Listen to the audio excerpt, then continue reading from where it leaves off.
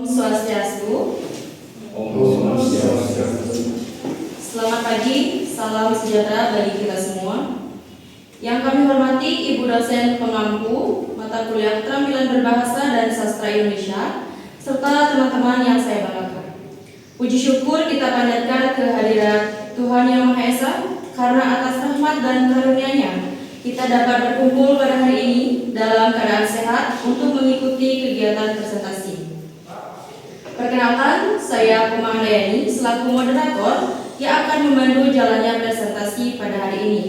Adapun kelompok yang akan mempresentasikan materi adalah kelompok C dengan judul Teknik Membaca Efektif untuk Meningkatkan Literasi Siswa SD, Skimming, Scanning, Selecting, dan Skipping. Sebelum memasuki sesi pemaparan materi, izinkan saya menyampaikan susunan acara pada hari ini. Yang pertama, pembukaan. Yang kedua, penyampaian materi oleh kelompok C. Yang ketiga, sesi tanya jawab. Yang keempat, penutup. Setiap kelompok akan diberikan waktu selama 5 menit untuk memaparkan materi. Baik, untuk mempersingkat waktu kepada kelompok C, kami persilakan untuk menyampaikan materi. Waktu dan tempat kami persilakan. Materi yang pertama tentang teknik membaca efektif.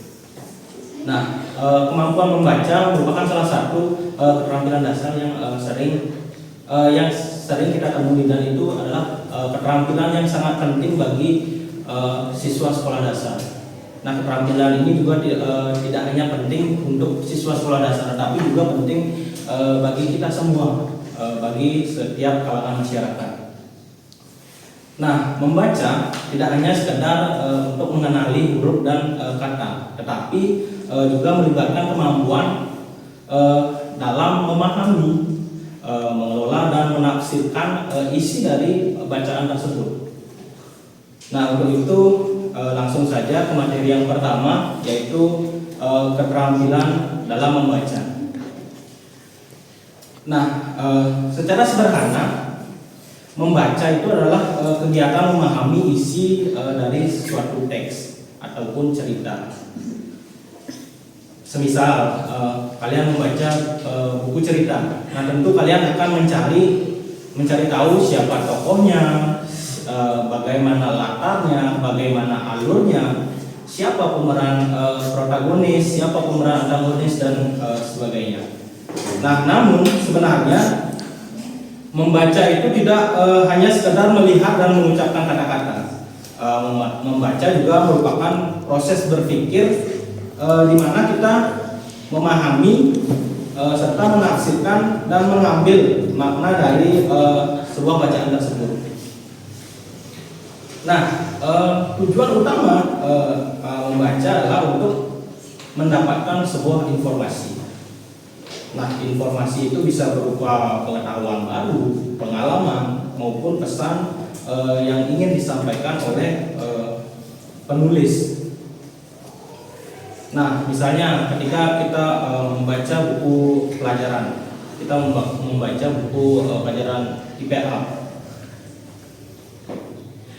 Nah, kita tentu akan mencari tahu apa saja sih isi dari buku itu, apa saja yang dijelaskan di dalam buku itu. Nah, dalam kegiatan membaca, di sini ada 3 keterampilan dasar yang perlu kita pahami.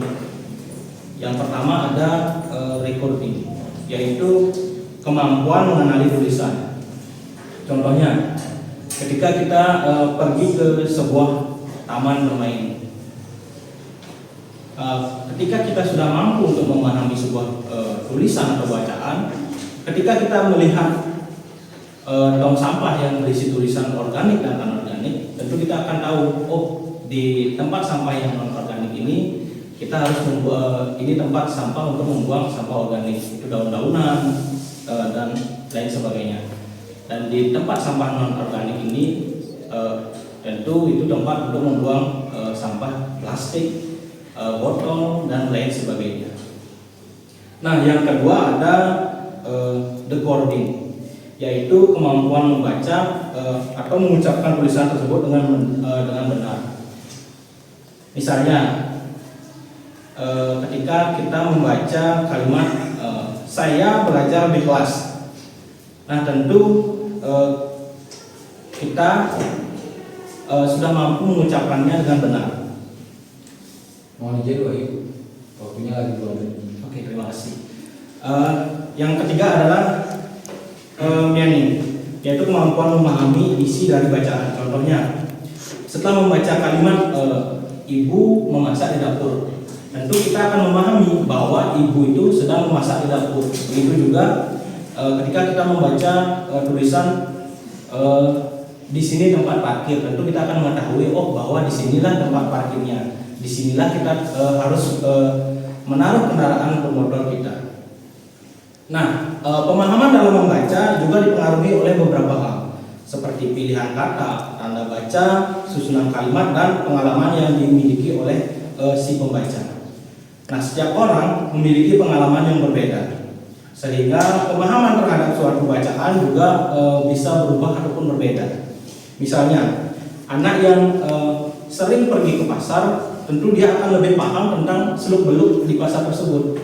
Tentu dia akan lebih paham tentang suasana pasar, tentang suasana ributnya, tawar-menawarnya, dan lain sebagainya.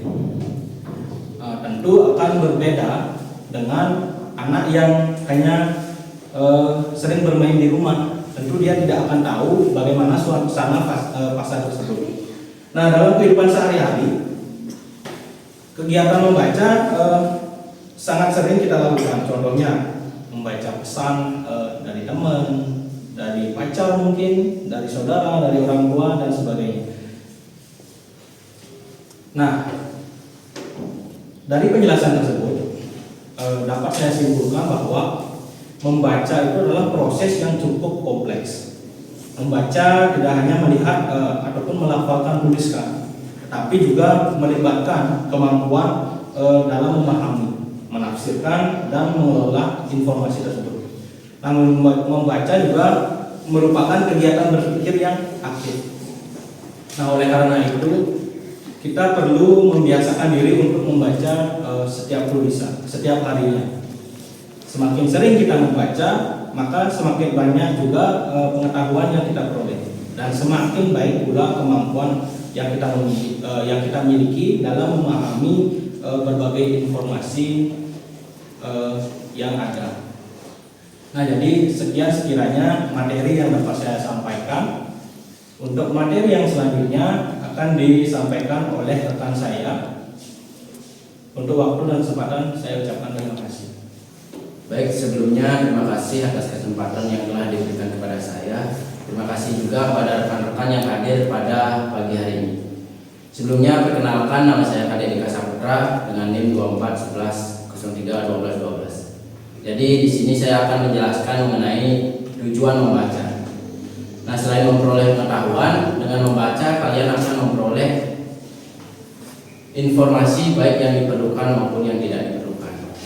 Sederhananya, secara umum, membaca adalah memaknai dari suatu bacaan tersebut. Menurut Anderson 2013 mengemukakan ada 7 tujuan membaca. Yang pertama ada reading for detail of fact, artinya membaca untuk memperoleh fakta dan perincian. Jadi tujuannya itu supaya kita tahu dengan membaca fakta dan tujuan dari bacaan yang kita baca. Sebagai contoh, misal kalian membaca jadwal di kelas, di grup kelas. Nah, dengan membaca kalian akan memperoleh faktanya bahwa misal kuliahnya berapa, siapa yang mengajar, dan mata pelajaran apa. Yang kedua ada reading for main ideas, membaca untuk memperoleh ide-ide utama. Jadi tujuannya supaya kita ngerti bacaan tersebut tanpa harus menghafal semuanya. Sebagai contoh, misal Putu Aditya membaca berita di internet. Nah, karena bacaannya sangat panjang, jadi Putu Aditya ini mencari inti-inti dari berita tersebut. Semisal beritanya tentang kelonjakan BBM yang terjadi karena perang di Timur Tengah. Jadi tanpa harus menghafal, Putu Aditya ini tahu isi berita tersebut mengenai kenaikan BBM. Yang ketiga ada reading for sequence or organization, membaca untuk mengetahui urutan atau susunan. Sebagai contoh, semisal kalian memasak mie, karena tidak tahu mungkin kalian akan membaca di belakang bungkusnya itu, mulai dari urutan yang pertama, mulai dari merebus sampai terakhir yaitu siap dihidangkan dan dinikmati. Yang selanjutnya ada reading for inference, membaca untuk menyimpulkan. Saya ambil contoh, semisal Roni dicat dengan Dayu. Jadi Dayu ini ngechat Roni, semisal saya capek hari ini. Tapi Dayu tidak ngasih tahu apa alasan dia capek untuk hari ini. Nah, dengan itu Roni bisa menebak atau menyimpulkan mungkin Dayu ini capek dengan masalah atau dengan tugas-tugas yang diberikan oleh gurunya. Yang selanjutnya ada reading to classify, artinya membaca untuk mengelompokkan atau mengklasifikasikan. Sebagai contoh, kalian membaca daftar tugas perkuliahan. Nah, karena tugasnya sangat banyak, kalian bisa mengelompokkannya terlebih dahulu. Misal mengelompokkan yang temanya mepet, atau mengelompokkan mana yang sekiranya kalian bisa buat terlebih dahulu, mulai dari yang mudah, sedang hingga ke sulit. Yang selanjutnya, Waktunya lagi 2 menit. ya terima kasih Roni. Selanjutnya ada reading to evaluate, artinya membaca untuk menilai atau mengevaluasi. Sebagai contoh, kalian membaca, sebagai contoh kalian ingin membeli baju di Shopee. Nah, kalian akan membaca tuh reviewnya bagaimana, apakah produk ini layak untuk dibeli atau tidak. Jadi dengan kalian membaca, kalian akan tahu bahwasanya produk ini bagus atau tidak. Yang terakhir ada reading to compare on contrast, arti membaca untuk membandingkan. Sebagai contoh, semisal Wahyu berada di rumah makan, diberikan menu antara menu A dan menu B. Jadi Wahyu ini dengan membaca dia dapat membandingkan mana yang sesuai dan seleranya makanan A atau makanan B. Jadi mungkin itu saja yang bisa saya sampaikan mengenai materi tujuan membaca. Untuk selanjutnya akan dijelaskan oleh rekan saya. Terima kasih. Baik, terima kasih atas waktu dan kesempatannya. Perkenalkan, nama saya Komang Taristania dengan NIM 2411031202. Di sini saya akan menjelaskan materi yang ketiga mengenai faktor yang mempengaruhi kemampuan membaca. Yang pertama ada faktor fisiologi. Faktor ini mencakup kesehatan fisik, pertimbangan neurologis, serta jenis kelamin. Kondisi fisik yang kurang baik seperti kelelahan dapat menghambat proses belajar membaca. Selain itu, gangguan pada alat bicara, pendengaran, penglihatan juga dapat memperlambat perkembangan kemampuan membaca anak. Misalnya, anak yang mengalami gangguan pendengaran akan sulit dalam membedakan bunyi bahasa atau auditory discrimination. Padahal kemampuan ini sangat penting dalam tahap awal membaca. Begitu pula dengan kemampuan visual. Anak belum mampu membedakan simbol-simbol seperti huruf dan angka. Kesulitan dalam membedakan huruf seperti B, P, dan D sering menjadi kendala dalam membaca permulaan. Kemudian yang kedua ada faktor intelektual. Faktor intelektual ini mengenai kemampuan berpikir tidak sepenuhnya menentukan keberhasilan anak dalam membaca, terutama pada tahap awal. Namun dengan demikian kemampuan intelektual ini tetap berperan dalam memahami makna bacaan. Inteligensi dapat diartikan sebagai kemampuan individu untuk berpikir secara rasional, memahami situasi, serta bertindak secara efektif sesuai dengan tujuan. Selain itu, keberhasilan membaca juga mempengaruhi oleh metode pengajar, strategi pembelajaran, serta kompetensi guru dalam mengajar. Dengan pendekatan yang tepat, anak dengan tingkat inteligensi berbeda tetap dapat mengembangkan kemampuan membaca secara optimal. maksimal. Yang ketiga ada faktor lingkungan, mengenai latar belakang keluarga, pengalaman anak di rumah, serta kondisi sosial ekonomi.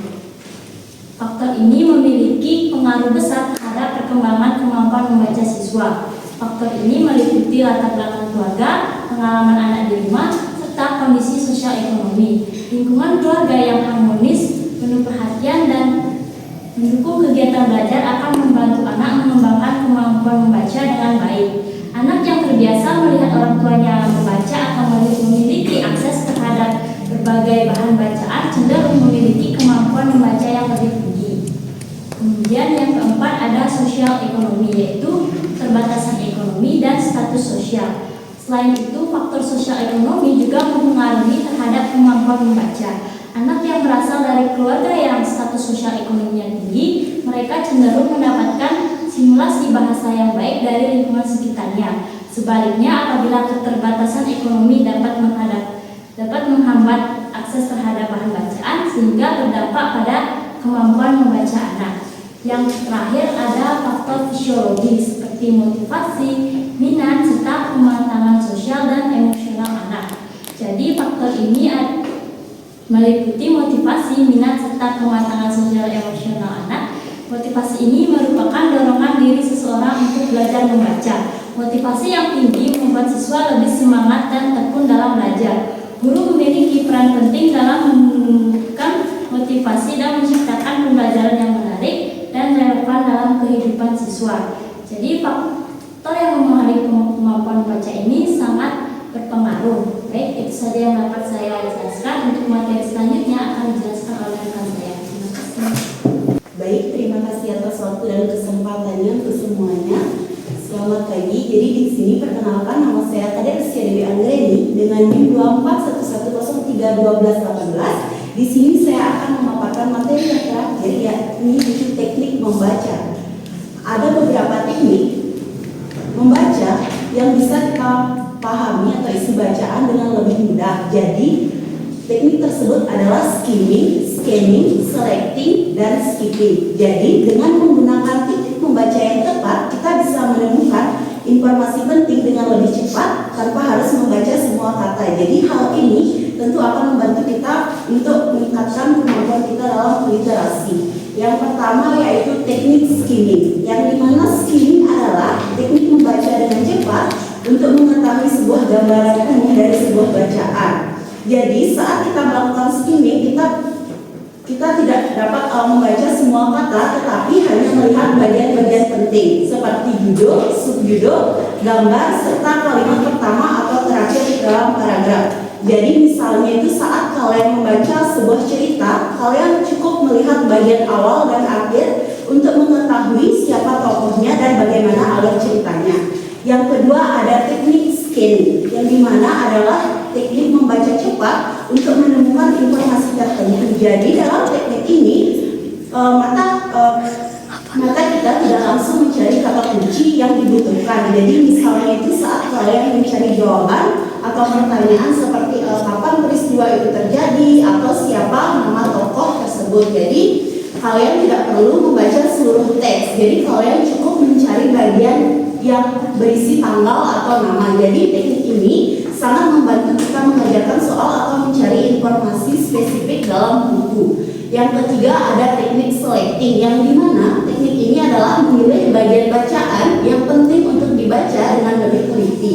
Jadi tidak semua bagian dalam teks harus dibaca secara mendalam. Jadi kalian bisa memilih paragraf yang berisi informasi utama atau yang berkaitan dengan tujuan membaca tersebut. Jadi misalnya itu saat belajar dari buku mata pelajaran, jadi kalian bisa fokus pada bagian yang menjelaskan inti materi saja. Adapun teknik yang terakhir yaitu teknik skipping, yang dimana melewati bagian bacaan yang tidak terlalu penting. Jadi terkadang dalam sebuah teks terdapat kalimat atau bagian yang tidak terlalu berpengaruh jadi terhadap pemahaman kita. Jadi bagian tersebut bisa dilewati agar kita lebih cepat memahami dari inti bacaan. Misalnya saat membaca cerita, kalian bisa melewati bagian yang berulang-ulang atau penjelasan yang tidak terlalu penting.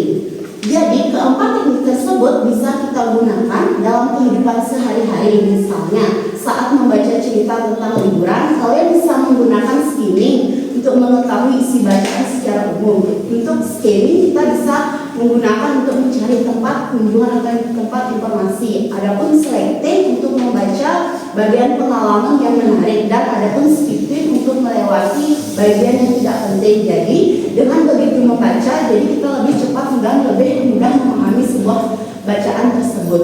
Jadi mungkin itu saja pemaparan materi dari saya. Untuk waktu dan sempat saya ucapkan terima kasih. Baik, terima kasih kepada kelompok C atas pemaparan materi yang telah disampaikan. Di sini saya akan menyampaikan kesimpulan dari pemaparan materi yang sudah disampaikan oleh kelompok C.